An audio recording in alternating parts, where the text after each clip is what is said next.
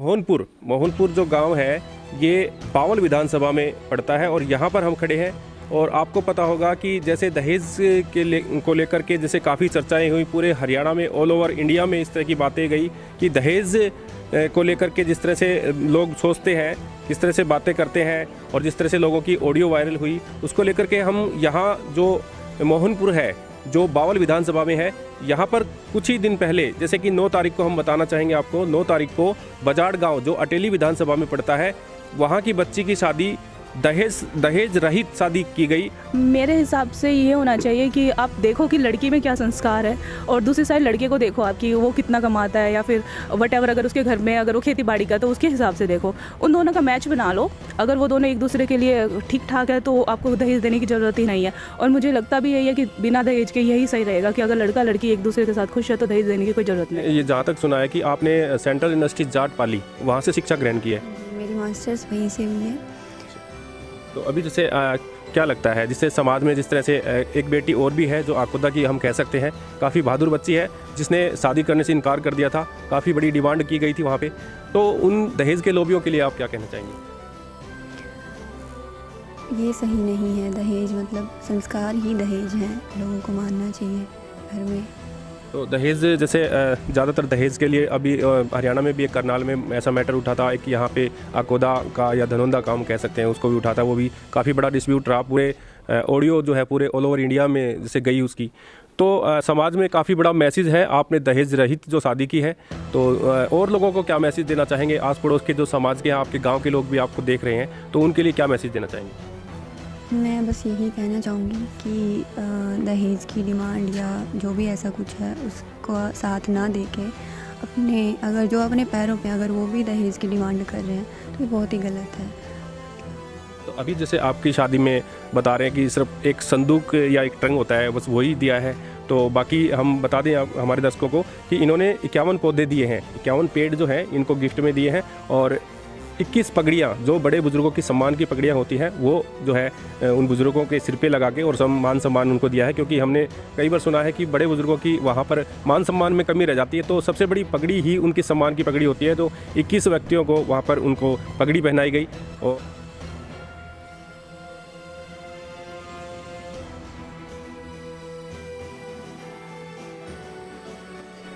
मैंने भी उन्हीं के पद चिन्हों का उनका सम्मान करने के लिए ऐसा कार्य किया है।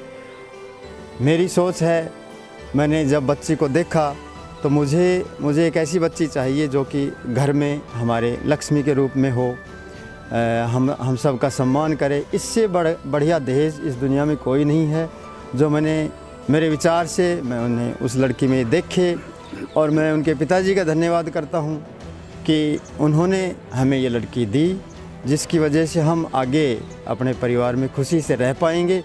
मैं आशा करता हूं कि ये संदेश सभी के पास पहुंचे, इसलिए मैंने प्रैक्टिकल करके दिखाया है ताकि ये संदेश, क्योंकि आम आदमी का तो शायद हो सकता है कि प्रभाव ना पड़े, लेकिन एक गुरु होने के नाते मैं चाहता हूं या मैं सोचता हूं कि इसका संदेश बहुत अच्छा पड़ेगा।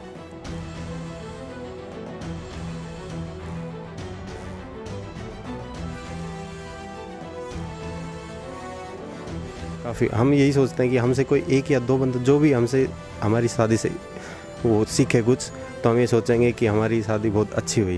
देखो जी, लालच की कोई सीमा नहीं होती। जितना रुपया आप कमाते जाओ, हर रुपए की कोई कमी तो हमेशा खलती रहेगी आपको। ऐसा कुछ नहीं कि आज मैं 1 लाख कमा रहा हूँ तो 1 लाख मेरे लिए सफिशिएंट है, कल आप 2 लाख कमाओगे वो भी आपके लिए कम रहेंगी। रिक्वायरमेंट्स आपकी बढ़ती जाएगी उम्र के साथ, रिस्पॉन्सिबिलिटीज़ के साथ साथ। बट अपने आप को ऐसा बनाओ कि आप अपने आप में सक्षम हो पाओ। अपने मिसेज को ऐसा बनाओ कि वो अपने आप में सक्सेस हो पाए, एक जॉब के लिए खुद कमा पाओ, खुद अपने पैरों पे खड़े हो पाओ। कब तक आप मम्मी पापा से मांग के दहेज के भरोसे वो गाड़ी दिला दें, वो बेड दिला दें, कब तक चलेगा ऐसा? एक दिन तो आपको खुद खड़े होना पड़ेगा अपने पैरों पे, अपने लिए खुद गाड़ी खरीदनी पड़ेगी, खुद अपने लिए घर बनाना पड़ेगा।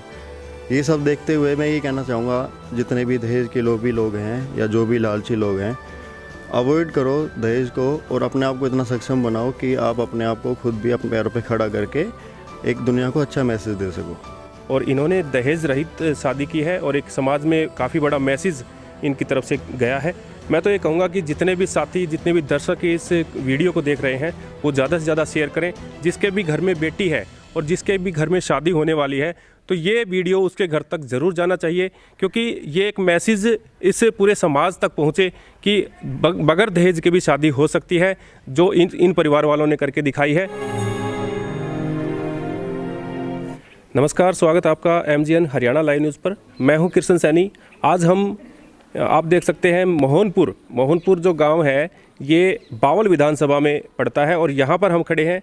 और आपको पता होगा कि जैसे दहेज को लेकर के जैसे काफ़ी चर्चाएं हुई पूरे हरियाणा में, ऑल ओवर इंडिया में इस तरह की बातें गई कि दहेज को लेकर के जिस तरह से लोग सोचते हैं, किस तरह से बातें करते हैं और जिस तरह से लोगों की ऑडियो वायरल हुई, उसको लेकर के हम यहाँ जो मोहनपुर है जो बावल विधानसभा में है, यहाँ पर कुछ ही दिन पहले जैसे कि 9 तारीख को हम बताना चाहेंगे आपको, 9 तारीख को बजाड़ गांव जो अटेली विधानसभा में पड़ता है, वहाँ की बच्ची की शादी दहेज रहित शादी की गई। तो हमारे साथ आप ये देखिए, पहले तो यहाँ के जो घर का दृश्य हम दिखाते हैं, किस तरह का इनका घर है।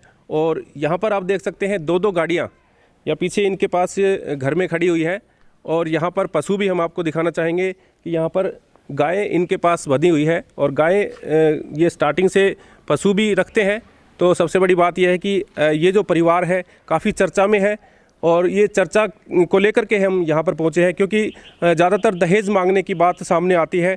तो दहेज जो रहित शादी है वो पहली बार हमें अभी देखा, पहले भी कई शादियाँ ऐसी हुई हैं, लेकिन अब ये चर्चा में है।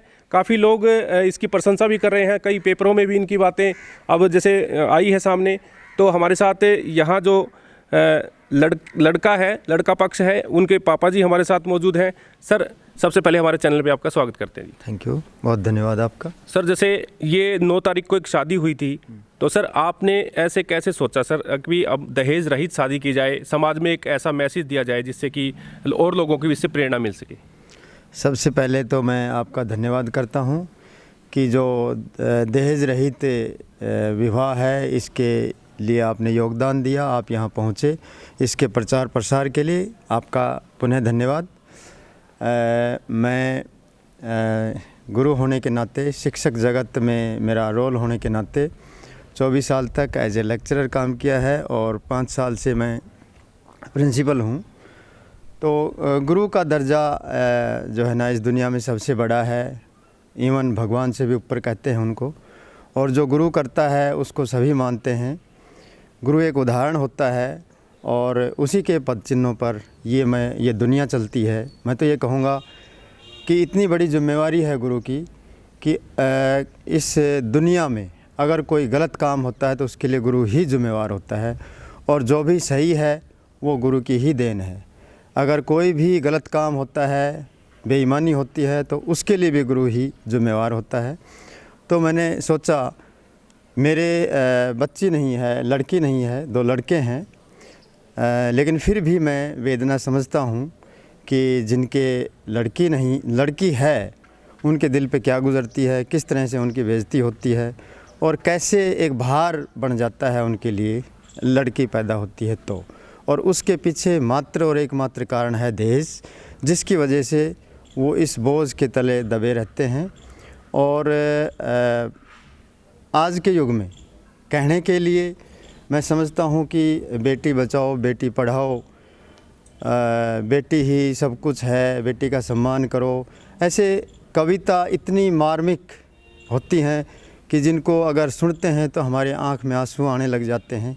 ये सारी कथाएं चलती हैं, थ्योरी चलती है, लेकिन ग्राउंड लेवल पर कुछ असर नहीं होता इसका। जो इतनी बढ़िया कविताएं लिखते हैं, छंद लिखते हैं लड़कियों के ऊपर, वो खुद इस काम में लिप्त होते हैं। तो मैं सोचता हूँ कि ये काम प्रैक्टिकल हो, करके दिखाएं तो ही इसका असर होगा। महात्मा गांधी जी की बातों का असर इस देश और दुनिया में क्यों पड़ा? क्योंकि वो प्रैक्टिकल करते थे, इसलिए उन्होंने जो कुछ कहा वो माना। ऐसे ही मैंने भी सोचा कि गुरु होने के नाते जब बुज़ुर्ग भी हमारा सम्मान करते हैं, वो भी हमारी बात मानते हैं, बच्चे से बड़े तक, तो हमें क्यों ना प्रैक्टिकल करके ये दिखाया जाए समाज को। और मैंने कई दफ़ा देखा है जब आंकड़े इकट्ठे किए जाते हैं स्कूलों में बच्चों के, तो उसमें मैंने ब्लॉक लेवल पर भी काम किया है। यहाँ सर्व शिक्षा अभियान में 4 साल तक वहाँ रहा, तो वहाँ डाटा इकट्ठे करे पूरे ब्लॉक के, तो सरकारी स्कूलों में लड़कियों की संख्या ज़्यादा और लड़कों की संख्या कम। तो मैंने सोचा कि लड़कियों की संख्या ज़्यादा क्यों है, क्या लड़कियों को पढ़ाते हैं लोग।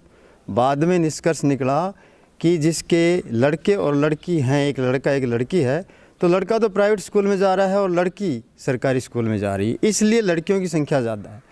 खुद जिनके लड़कियां हैं वो भी उनके साथ अन्याय कर रहे हैं। तो इसलिए मैं तो, बगैर मेरे तो कोई लड़की नहीं है, फिर भी मेरे दिमाग के अंदर उनकी वेदना जो है ना ये सामने आई और मैंने सोचा कि क्यों ना प्रैक्टिकल रूप में ये एक उदाहरण जो है ना दुनिया में दूं। और आपकी बहुत मेहरबानी, मैं पत्रकार साहिबानों की बहुत मेहरबानी करूंगा कि हर अखबार में जो है ना ये जो शादी है दहेज रहित, ये इसकी खबर निकाली है, इसका संदेश दिया, इसकी मुझे खुशी है। क्योंकि अब तक ये संदेश गया है कि पत्रकार ज़्यादातर ऐसी खबरें जो है ना दिखाते हैं जिनको सुन कर के हमें शर्म आती है, उनको बहुत हाईलाइट करते हैं। मुझे बहुत गुस्सा आता है कि ऐसी खबरें उन्हें नहीं दिखानी चाहिए कि जिसको हम सुन नहीं सकते, और जो अच्छी खबरें वो फ्लॉप कर देते हैं। लेकिन मुझे खुशी है कि आज सारे अखबारों में जो 9 तारीख को ये मोहनपुर में मेरे घर में शादी हुई है उसका बहुत प्रचार हुआ है और बहुत सभी अखबारों में जो है ना निकाला है। उनका इस योगदान के लिए बहुत धन्यवाद। शादी में मैंने प्रस्ताव रखा था कि भाई पौधे दिए जाएं ताकि सारे बुज़ुर्ग हैं वो देखें कि पर्यावरण के बगैर हम नहीं जी सकते, उसमें योगदान दें। और दूसरी, आज जो बुज़ुर्गों का सम्मान घट रहा है, उनको किसी फंक्शन में या किसी भी समारोह में या किसी अच्छे काम में उनको एक तरफ बैठा दिया जाता है और जो जवान हैं वो ही अग्रणी रहते हैं।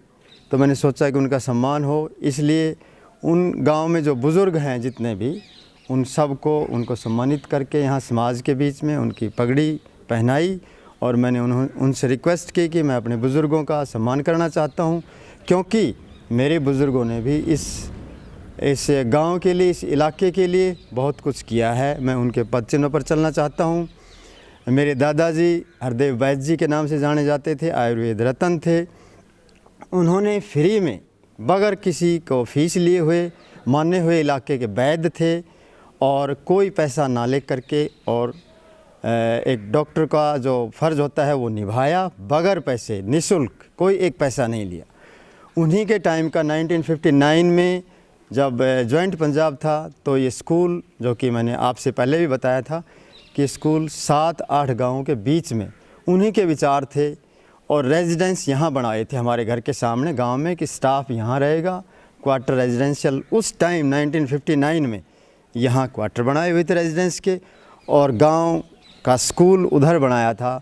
जबकि गांव के दूसरे लोगों की सोच ये थी कि जंगल में स्कूल नहीं होना चाहिए, लेकिन उन्होंने वहाँ स्कूल बनाया और आज इलाके का सबसे अच्छा स्कूल 7-8 गाँव में उन गरीब बच्चों के लिए, उन गरीब लड़कियों के लिए, मैं तो ये कहूँगा जिनको हम नहीं भेज सकते, उनको कितना फ़ायदा हुआ है ये हम ही जानते हैं, इलाका जानता है।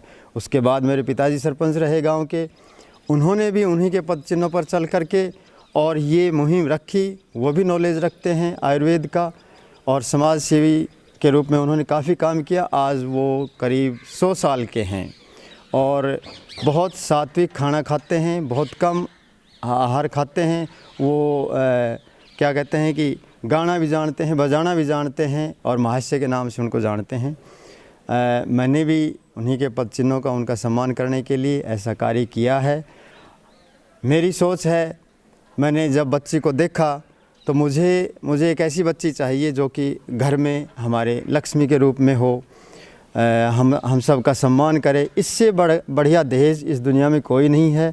जो मेरे विचार से मैं उन्हें उस लड़की में देखे, और मैं उनके पिताजी का धन्यवाद करता हूं कि उन्होंने हमें ये लड़की दी, जिसकी वजह से हम आगे अपने परिवार में खुशी से रह पाएंगे।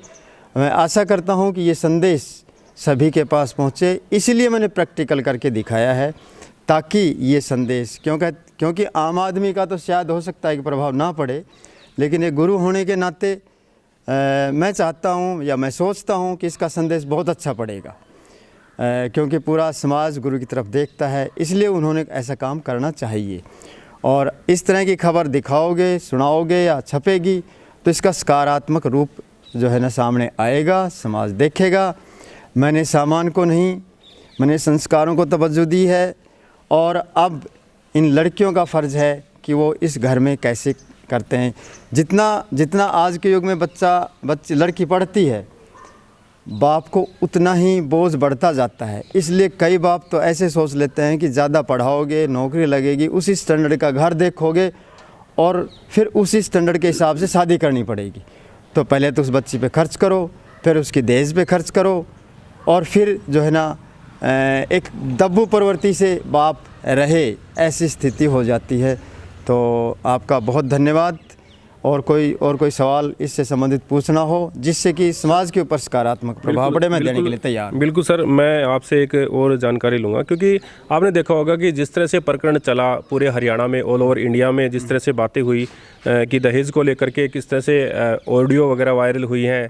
कईयों ने तो जैसे देखा कि फेरे होने वाले थे तो वहाँ से भी बारात थाने तक पहुँच गई, तो उसमें भी काफ़ी नेगेटिव प्रभाव पड़ा उस चीज़ का, और काफ़ी लोगों ने उनकी जैसे वो कहते हैं ना कि प्रशंसा ना करके उनकी बुराइयाँ स्टार्ट कर दी।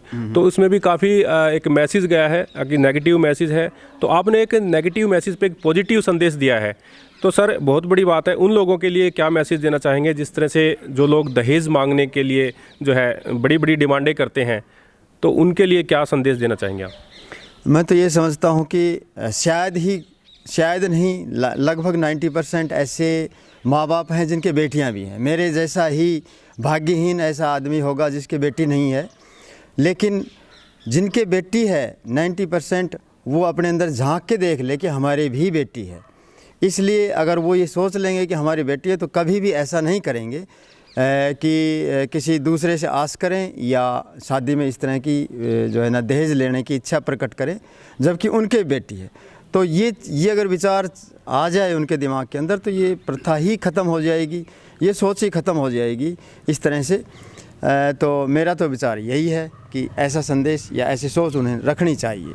बहुत बहुत धन्यवाद सर। एक संदेश देने के लिए मैं पहले से भी एक कार्य कर रहा हूँ।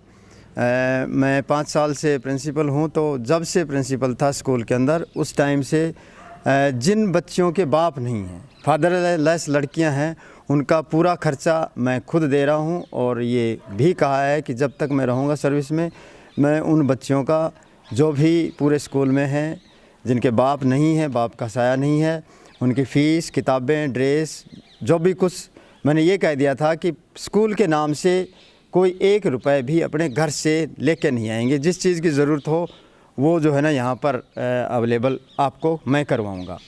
और रिटायरमेंट पे भी मैं पहले नहीं कहना चाहता हूँ, लेकिन फिर भी आप आ गए तो मैं कहना चाहता हूँ कि जो फंक्शन होता है रिटायरमेंट का, मैं वो नहीं करवाऊँगा, कि उसमें जितने भी खर्च होंगे वो मैं एक पूल बनाऊँगा और स्कूल में देख के आऊँगा कि इन पैसों से जो बेटियां बगैर बाप की हैं उनका तमाम खर्चा चलता रहे, और आगे वो ख़त्म हो जाएगा तो उसके लिए अगर मेरी श्रद्धा रही तो मैं उसको और आगे चलाऊँगा।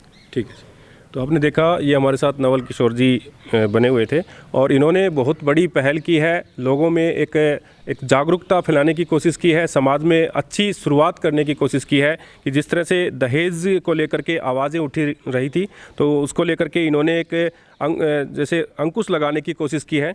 तो हमारे साथ जो हम कह सकते हैं वो दूल्हा, जो कई दूल्हे तो ऐसे देखे हमने कि जो दहेज मांगने के लिए बड़ी बड़ी डिमांडें करते हैं, लेकिन इन्होंने दहेज रहित शादी करके एक समाज में एक अपने माता पिता का नहीं, पूरे गांव का, पूरे समाज का नाम रोशन किया है।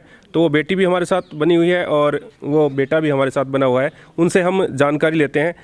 सबसे पहले अपना परिचय करवाइए। मेरा नाम जितेंद्र है, गाँव मोहनपुर। तो अभी कहाँ से आपने शिक्षा वगैरह कहाँ से ग्रहण की अपनी? मैंने MSc MIT यूनिवर्सिटी गुरुग्राम से की है, फिजिक्स ऑनर। अच्छा, तो फिर आपने कैसे मतलब विचार आया? पापा की प्लानिंग थी या फिर आपकी, या फिर वैसे ही मतलब आपकी कोई आपसे बात हुई कि भी हमें दहेज रहित शादी करनी चाहिए, एक समाज में ऐसा मैसेज जाना चाहिए? ये पूरी फैमिली का ही है, दोनों फैमिली का यही कंबाइन वो है, दोनों फैमिली का। बाकी जो समाज में हो रहा है उसको देखते हुए कुछ ये घटनाएं कम हो, हमसे कोई एक बंदा भी सीखे तो हम खुश हैं। इस 1 या 2 बंदे जो भी हमारे इससे सीखें, अगर आपसे सीख पाए वो कम से कम कुछ पेरेंट्स को, उस बेटी के परिवार को कम से कम कुछ रिलीफ मिल पाएगा कि काफ़ी दहेज मांग लेते हैं और वो सक्षम नहीं होते उनकी शादी करवाने में, तो काफ़ी कुछ उससे फ़र्क पड़ा। हाँ काफ़ी, हम यही सोचते हैं कि हमसे कोई एक या दो बंदा जो भी हमसे हमारी शादी से वो सीखे कुछ, तो हम ये सोचेंगे कि हमारी शादी बहुत अच्छी हुई है। ठीक है, तो आप बताइए, आप कहाँ क्या नाम है पहले आप? मेरा नाम प्रीति है और मेरा गांव बजाड़ है। तो मैंने ये जहाँ तक सुना है कि आपने सेंट्रल यूनिवर्सिटी जाट पाली वहाँ से शिक्षा ग्रहण की है। हाँ जी, मेरी मास्टर्स वहीं से हुई है। तो अभी जैसे क्या लगता है, जिससे समाज में जिस तरह से एक बेटी और भी है जो आकोदा की हम कह सकते हैं, काफ़ी बहादुर बच्ची है जिसने शादी करने से इनकार कर दिया था, काफ़ी बड़ी डिमांड की गई थी वहाँ पे, तो उन दहेज के लोभियों के लिए आप क्या कहना चाहेंगी? ये सही नहीं है, दहेज मतलब संस्कार ही दहेज हैं, लोगों को मानना चाहिए घर में। तो दहेज जैसे ज़्यादातर दहेज के लिए अभी हरियाणा में भी एक करनाल में ऐसा मैटर उठा था, एक यहाँ पे आकोदा का या धनौंदा का हम कह सकते हैं उसको भी उठा था, वो भी काफ़ी बड़ा डिस्प्यूट रहा, पूरे ऑडियो जो है पूरे ऑल ओवर इंडिया में जैसे गई उसकी। तो समाज में काफ़ी बड़ा मैसेज है, आपने दहेज रहित जो शादी की है, तो और लोगों को क्या मैसेज देना चाहेंगे? आस पड़ोस के जो समाज के आपके गाँव के लोग भी आपको देख रहे हैं, तो उनके लिए क्या मैसेज देना चाहेंगे? मैं बस यही कहना चाहूँगी कि दहेज की डिमांड या जो भी ऐसा कुछ है उसका साथ ना दे के अपने, अगर जो अपने पैरों पे अगर वो भी दहेज की डिमांड कर रहे हैं तो ये बहुत ही गलत है। तो अभी जैसे आपकी शादी में बता रहे हैं कि सिर्फ एक संदूक या एक ट्रंक होता है, बस वही दिया है, तो बाकी हम बता दें हमारे दर्शकों को कि इन्होंने 51 पौधे दिए हैं, 51 पेड़ जो हैं इनको गिफ्ट में दिए हैं, और 21 पगड़ियाँ जो बड़े बुजुर्गों की सम्मान की पगड़ियाँ होती हैं वो जो है उन बुजुर्गों के सिर पे लगा के और मान सम्मान उनको दिया है, क्योंकि हमने कई बार सुना है कि बड़े बुजुर्गों की वहाँ पर मान सम्मान में कमी रह जाती है, तो सबसे बड़ी पगड़ी ही उनकी सम्मान की पगड़ी होती है। तो 21 व्यक्तियों को वहाँ पर उनको पगड़ी पहनाई गई और 51 पेड़ वहाँ पर उनको गिफ्ट किए गए, क्योंकि जो है पर्यावरण संरक्षण को भी लेकर के काफ़ी बड़ा मैसेज है। तो एक सिर्फ ट्रंक लेके आए और कोई नथिंग, सारा सामान आपको यहाँ पे सारा सामान अवेलेबल मिला है यहाँ पे? हाँ जी, यहाँ पे हर चीज़ अवेलेबल है और मैं बहुत खुश हूँ। तो शादी जैसे आपकी 9 तारीख की थी, तो अभी 2-3 दिन हो गए हैं, तो कई बार ये होता है कि कई सासुओं का अगर बात करें, सासू जो होती है आपकी मम्मी जी यहाँ पे जो है, तो कई बार ये होता है कि दहेज ना लेने पर वो कहते हैं कि दहेज कम आया, इसके लिए बहू का और सास का आपसी झगड़ा स्टार्ट हो जाता है, तो कैसा बिहेवियर आपकी सासू का है? नहीं, ऐसा कुछ नहीं है, बहुत अच्छा बिहेवियर उनका, बहुत प्यार से मुझे उन्होंने ट्रीट किया यहाँ पे, और मतलब मुझे बहुत अच्छा लग रहा है, बहुत ज़्यादा खुश हूँ मैं। मतलब समाज में ऐसा होता है कि हमने कुछ अलग करके दिखाया। हाँ बिल्कुल। ठीक है, तो आपने देखा, प्रीति नाम बताया आपका, ये बेटी प्रीति आप देख सकते हैं बजाड़ गांव अटेली विधानसभा से ये बेटी है, और ये मोहनपुर आप देख सकते हैं, ये मोहनपुर गांव है, और ये उनके जो बड़े भाई हैं, जो ये बेटा है इनके बड़े भाई हैं, उनसे भी हम आपको रूबरू करवाते हैं, उनकी मिसेज है। तो नमस्कार सर। तो सर सबसे पहले हमारे चैनल में स्वागत करते हैं। सर सबसे पहले अपना परिचय करवाइए और कहाँ जॉब करते हैं सर? जी मैं दूल्हे का बड़ा भाई हूँ और ये मेरे मिसेज़ हैं, और मैं इंडियन एयरफोर्स में काम करता हूँ। अभी मैं पौंडीचेरी में पोस्टेड हूँ। देखो, हमारे परिवार ने एक दहेज मुक्त शादी की शुरुआत की है ताकि लोगों में एक अच्छा मैसेज आए, और हमारी वजह से अगर हमारे गांव में 5-10 परिवार भी अगर इस चीज़ की पहल करते हैं और उनको देख के अगर और दूसरे गांव के रिश्तेदार या कुछ भी पहल करते हैं तो ये हमारे लिए एक बहुत बड़ी बात होगी हमारी पहल के लिए। तो एक तरफ तो हम देखें कि कोई अगर BSF का सब इंस्पेक्टर होता है वो भी कहता है कि हमें करेटा चाहिए, मैं 70,000 की नौकरी करता हूँ, तो सर आपकी सैलरी कितनी है? सैलरी मेरी 70,000 है अभी। 70,000 है। तो उसके बावजूद भी ये देखा कि आपने कुछ अलग करके दिखाया जाए, क्योंकि समाज में जिस तरह से दहेज को लेकर के आवाज़ें उठ रही हैं और दहेज प्रथा को लोग ज़्यादा बढ़ावा देते हैं, जिससे कि जो पेरेंट्स हैं, वो बच्ची के जो पेरेंट्स हैं, वो शादी के दबाव में आकर के कुछ ना कुछ ऐसी गलत उनसे हरकतें हो जाती हैं कि भाई जिससे समाज में उसका नाम भी खराब हो जाता है। तो अब क्या कहना चाहेंगे उन समाज को, उन लोगों को, दहेज के लोभियों को खासकर हम बताएंगे, क्योंकि आप भी एक सर्विसमैन हैं और आपके पापा जी भी यहाँ सर्विसमैन हैं, और अच्छा जो परिवार है आपका पूरा संस्कारी परिवार है, और आपने 1 रुपये में जो है शादी की है, तो ये बहुत बड़ी बात है सर। उन लोगों के लिए क्या मैसेज देना चाहिए? देखो जी, लालच की कोई सीमा नहीं होती। जितना रुपया आप कमाते जाओ, हर रुपए की कोई कमी तो हमेशा खलती रहेगी आपको। ऐसा कुछ नहीं कि आज मैं 1 लाख कमा रहा हूँ तो 1 लाख मेरे लिए सफिशेंट है।